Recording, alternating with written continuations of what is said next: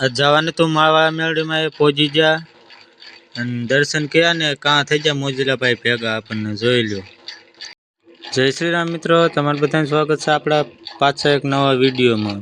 આજ જવાને તો આપણે માળવા મેળવીમાં એટલે કે કોરડા આપણે પહોંચી ગયા ગામમાં। હવે 4-5 માવા તો જોઈશે ને, માવા લઈ લેવી। પછી તો માવા લઈ લીધા ને ભાઈબંધ બનાવવા મળ્યો સાલું ઊંડાય માવો। મેં કીધું ઘડીક તો